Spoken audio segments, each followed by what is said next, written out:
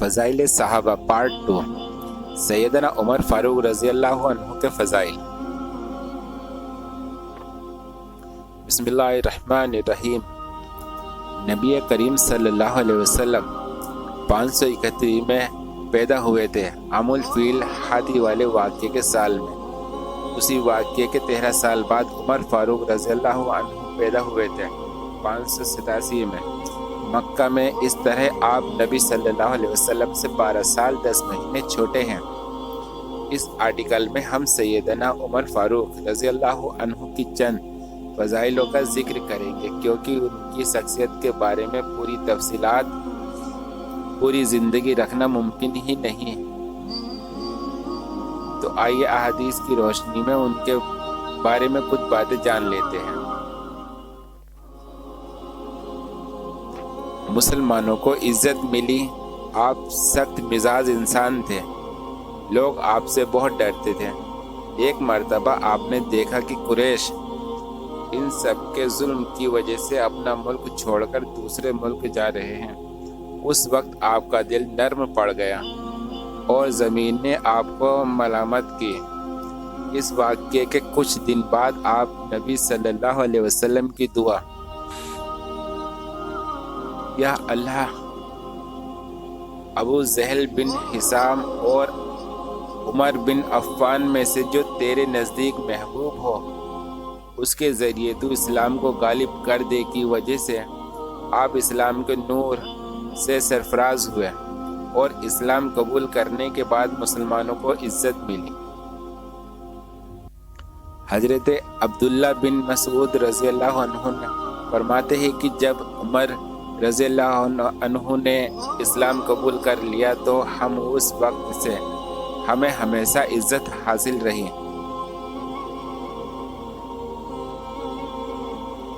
اگر امت میں کوئی محدث ہوتا، بنی اسرائیل میں کچھ لوگ ایسے تھے جو نبی نہیں تھے اور اس کے باوجود فرشتے ان سے کلام کرتے تھے، اسی طرح اگر اس امت میں کوئی شخص ایسا ہوتا تو وہ عمر رضی اللہ عنہ ہوتے۔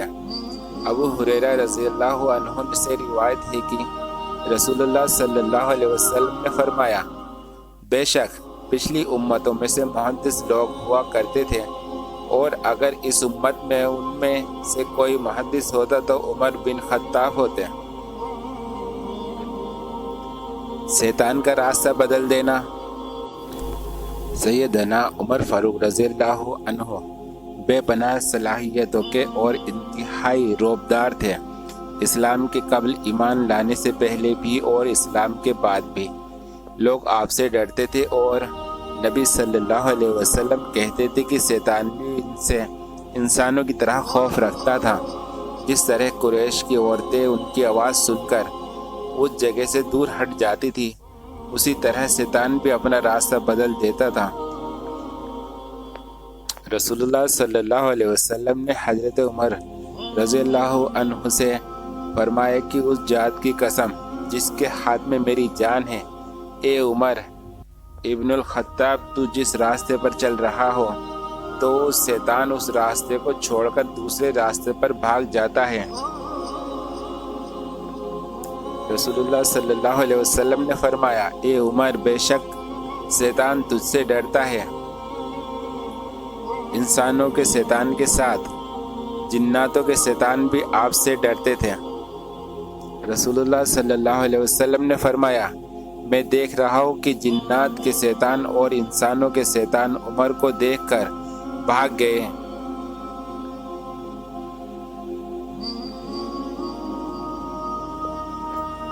اگر نبی کے بعد کوئی نبی ہوتا،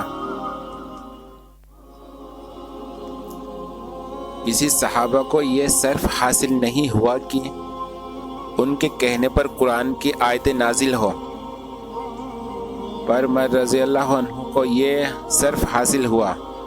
آپ نبی کے گھرانے سے نہیں تھے، نبی سے آپ کا کوئی رشتہ نہیں تھا، پر اسلام لانے کے بعد آپ اتنے زیادہ قریب ہو گئے کہ یہ بڑی فخر کی بات ہے کہ اتنا بڑا شرف حاصل ہوا۔ آپ جب مشورہ دیتے تو کئی دفعہ اللہ ان کی تصدیق کے لیے آیت نازل فرما دیتا تھا۔ جس میں سورہ بقرہ آیت نمبر 125، سورہ احزاب آیت نمبر 59، سورہ تحریم آیت نمبر 5، سورہ توبہ آیت نمبر 80، سورہ انفال آیت نمبر 67 اور 68۔ ان دونوں آیتوں کی تصدیق صحیح مسلم 2400 میں ہوتی ہے۔ سورہ نور کی آیت نمبر 58 ہے۔ نبی صلی اللہ علیہ وسلم نے فرمایا، اگر میرے بعد کوئی نبی ہوتا تو عمر بن خطاب ہوتا۔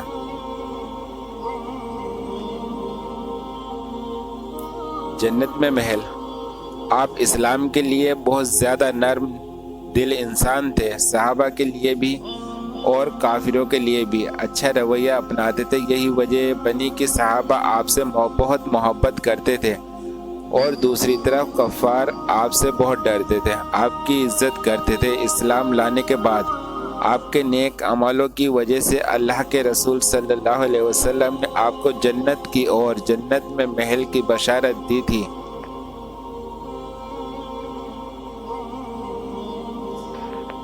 رسول اللہ صلی اللہ علیہ وسلم نے جنت میں سیدنا عمر رضی اللہ عنہ کا محل دیکھا تھا۔ نوٹ: سیدنا عمر رضی اللہ عنہ کے فضائل میں اور بھی احادیث ہے، یہاں کچھ ہی احادیث ذکر کی گئی ہے۔ یہ آرٹیکل آپ کو کیسے لگا کمنٹس باکس میں ضرور بتائیں، اور آپ ہمارے چینل پہ نئے ہیں تو ہمارے چینل کو لائک، کمنٹس اور شیئر کرتے جائیں، اور سبسکرائب یاد کر کے کر لیا۔ السلام علیکم ورحمۃ اللہ وبرکاتہ۔